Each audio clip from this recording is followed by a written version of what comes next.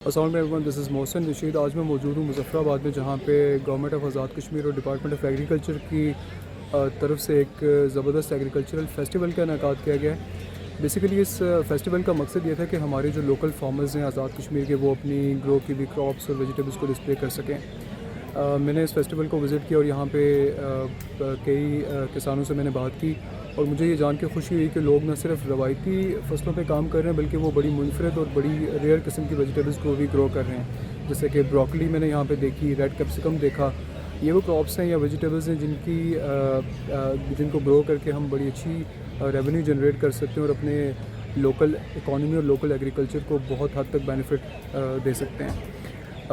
इस वीडियो में मैंने कोशिश की कि मैं फार्मर्स से बात करूं, उनसे जानने की कोशिश करूं कि वो किस तरह से अपनी एग्रीकल्चरल जर्नी को लेकर चल रहे हैं, उनको किन चैलेंजेस का सामना है और वो किस किस तरह की रेयर वेजिटेबल्स को ग्रो कर रहे हैं। So please stay with me and watch till the end.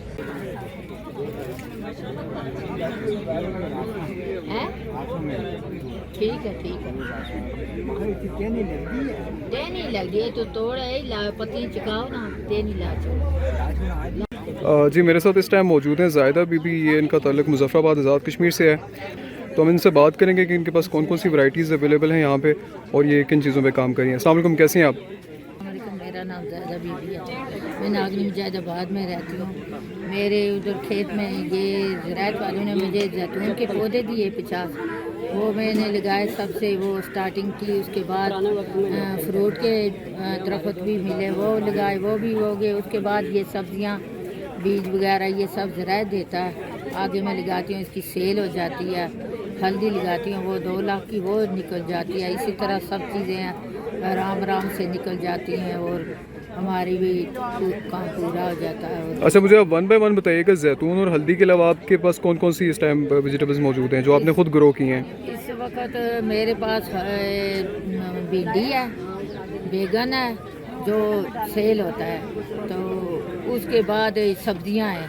ठीक है, सब्जियों में कौन कौन सी सब्जियां? सब्जियों में ब्रोकली होती है, कड़ाम होती है, पालक होती है, फिर सरसों भी होता है और दूसरी सब्जी होती है उसको सोया, और ये सब सब्जियां, सब वैरायटी, शलगम, मूली, ये सब होती है। ये टोटल कितनी ज़मीन है आपके पास जिस पे आपने सारा कुछ ग्रो किया हुआ है? मेरे पास 4 कनाल ज़मीन है जिसमें ये सब फिर करती हूँ। ठीक है, और आप इसको एज ए कारोबार समझ के कर रही हैं फिर एज ए शौक के तौर पे ही करती हैं? कारोबार समझ के ही करती हैं, शौक भी है तो कारोबार भी होता है। मैं वैसे आपसे पूछना ये चाहूँगा कि यहाँ पे क्योंकि हमारे इतना वो इस चीज़ का रुझान नहीं है कि लोग इतना चीज़ें ग्रो नहीं करते, खासतौर पे सब्जियाँ वो जाते हैं मार्केट से ख़रीद के ले आते हैं, तो आपका किस तरह इस पे शौक बढ़ा, किस तरीके से आपने इस चीज़ को शुरू किया? मेरे हस्बैंड जब फोत हुए 10 साल से, उसके बाद मेरे बच्चे छोटे थे, उनकी तालीम भी करनी थी, तो इसलिए मैंने ज़मीन से ये सब कुछ बच्चों को भी तालीम दी और ये घर का सारा सौदा सर्फ इसी से होता है और खुशहाली भी होती है। तो मैं तो ये सबको ये पैगाम देती हूँ कि अगर ये सब लगाएं तो ये कभी गुर्बत नहीं आएगी। अच्छा, आमतौर पे लोग ये समझते हैं कि हमारे इलाके में कोई चीज़ ग्रो नहीं कर सकती, हमारा इलाका ज़राअत के हिसाब से अच्छा नहीं है, तो उनके लिए आप क्या कहेंगी इस चीज़ को? नहीं, हमारे इलाके में ये मिट्टी हमारी सोना है, सोना। ये 15 दिन के बाद अगर आप बीज डालें तो 15 दिन के बाद आप सब्जी खा सकते हैं। ठीक है, यानी जो भी आप लगाएं यहाँ पे वो चीज़ लग सकती है? हो जाता है। मेरे फ्रूट के हर फ्रूट लगा है, ड्रैगन फ्रूट लगा है और नारियल लगा है, एवोकाडो लगा है और फालसा लगा है, लीची लगी है, सब कुछ लगा है और नाम तो बहुत हैं। इसमें मुझे थोड़ा सा आप ये बताएं कि ज़राअत का जो महकमा है वो आपको किस तरह से सपोर्ट कर रहा है? वो मुझे बीज भी मिलते हैं ज़राअत की तरफ से और जाते हैं, देखते हैं, और जब लगाते हैं इनके बंदे जाते हैं, वो बीज लगा के देते हैं। यानी आपको पूरी मदद मिल रही है इनकी तरफ से? मिलती है पूरी। मैं सबको ये बोलती हूँ कि ये ज़राअत के साथ रहें तो बहुत अच्छा होता है। अच्छा, इसके हवाले से कोई आपसे चार्ज तो नहीं करते ना? आपको कोई आपसे पैसे नहीं लेते सर्विसेज देने के? गाइडलाइन चाहिए हो आपको ये बीज? नहीं, मुझे कोई नहीं, ये पास से देते हैं, ज़हरें देते हैं स्प्रे की, और मशीनें मुझे 2 मिली हैं, सब कुछ मिलता है ज़राअत की। ठीक है, आप मुझे अब ज़रा जैतून का बताइएगा, इस साल आपकी जैतून की फसल किस तरह की है, क्या उसकी प्रोडक्टिविटी है? इस बार तो मेरी जैतून की फसल मुझे माशाल्लाह 3 मन के करीब जैतून मेरा होगा, और आयल का पता नहीं है 2 मन होगा या डेढ़ होगा, वो अभी पहली वैरायटी है आ रही है। और ये आपका दूसरा साल है जो आप ऑयल निकालेंगे अभी इस दूसरा दफ़ा? साल है दूसरा। सही है, चलें जी, बहुत शुक्रिया आपके टाइम का, थैंक यू सो मच।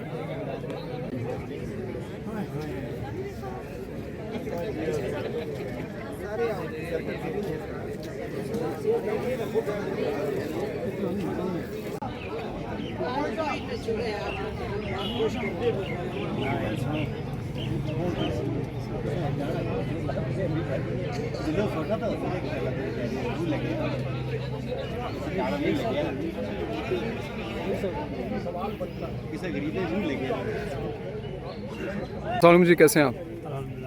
अच्छा, मुझे थोड़ा सा इंट्रोडक्शन आप पहले दे दें। जी, हमारे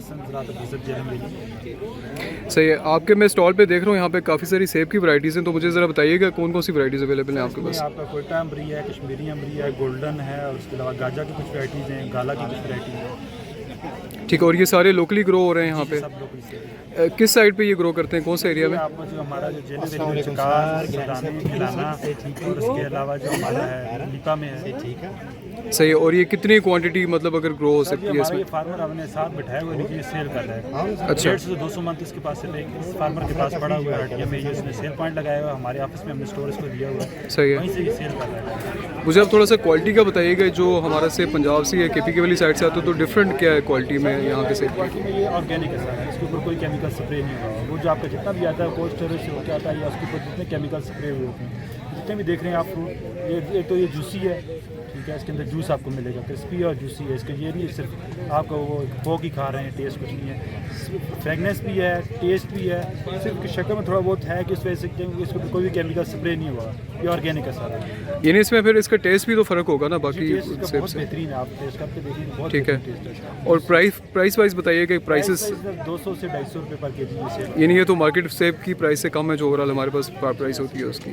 चलें, थैंक यू सो मच। बिल्कुल भी दरअसल आप काम इसमें कर रहे हैं, ऐसा पता चलेगा कि इस एरिया के लिए कौन सी क्वालिटी बिल्कुल ऐसी है। बारी वन आपके पास बहुत अच्छा जाएगा, बारी वन बारिश को अच्छा जाएगा, उसके बाद अरबिक बिना अच्छा रहेगा, कैमलिक अच्छा रहेगा।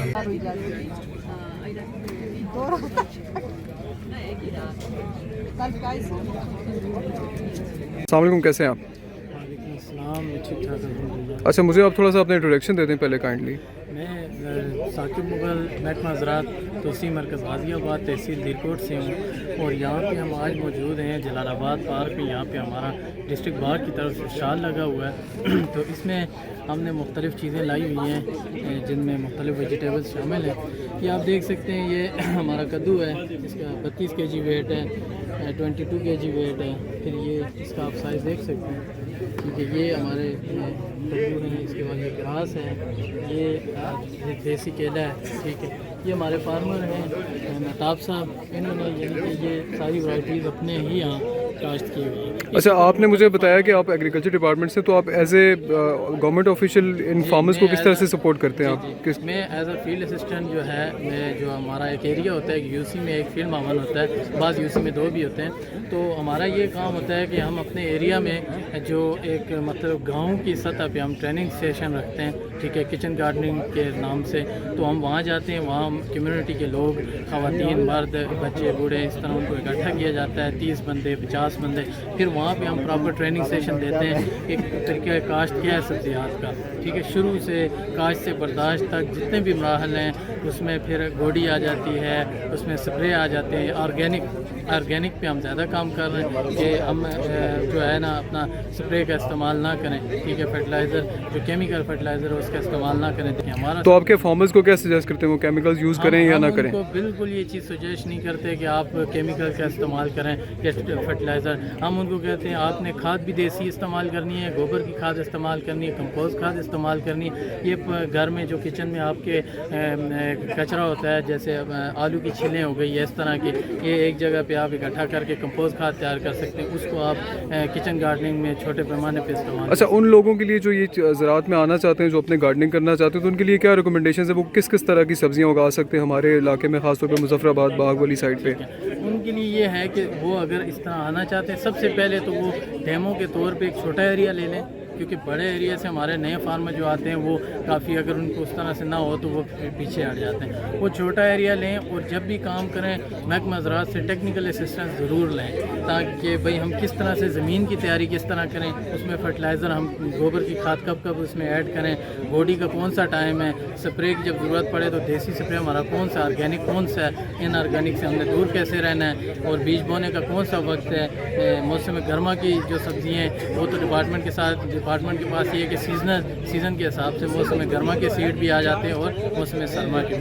5 मरले की काश्त अगर एक फार्मर करे टेक्निकल तरीके के साथ, टेक्निकल असिस्टेंट, तो वो 6 माह की जो सीजनल आप कह सकते हैं जो उसको वेजिटेबल्स की ज़रूरत होती है अपने घर के लिए, वो अपने घर से वो कर सकते हैं सिर्फ 5। आप इसमें थोड़ा सा नाम मेंशन करिएगा, कौन कौन सी सब्जियां ज़्यादा उगाई जा सकती देखिए हैं? जिस तरह अभी सीजनल की बात करें, मौसम गर्मा में आप कद्दू लगा सकते हैं, तोरी लगा सकते हैं, फली लगा सकते हैं, और इस तरह की जो सब्ज़ी है आपका खीरा वगैरह हो गया। मुझे टमाटर का भी बताइए कि टमाटर क्या ग्रो किया जा सकता है? टमाटर भी किया जा सकता है। वो ये मौसम गर्मा में, मौसम सरमा में अभी जो सीज़न स्टार्ट, इसमें पत्तों वाली सब्जियां ज़्यादा शामिल हो जाती हैं, आपकी कड़म, पालक, धनिया, मेथी, ठीक है, इस तरह की जो वेजिटेबल्स हैं वो सारी इसमें, मटर हो गया, गोभी हो गई, ये सारी आगे आपने हमने काश्त करनी है। इसके लिए हम अभी फिर से मौसम सरमा की ट्रेनिंग सेशन हमने शुरू कर दिए हैं तमाम अज़ला में महकमा ज़राअत के। तो वो ये हम डोर टू डोर हर गांव में एक एक्टिविटी रखते हैं, वर्कशॉप रखते हैं, वहाँ जाके हम लोगों को सीट भी प्रोवाइड करते हैं और साथ उसको हम प्रॉपर उसको गाइडलाइन देते हैं कि इसको काश्त से बर्दाश्त तक के क्या मराहल हैं, क्या मसाइल आएंगे, उनके क्या हल हैं, ये सारी चीज़ें हम उनको प्रॉपर बताते हैं। चलें जी, thank you so much for your time.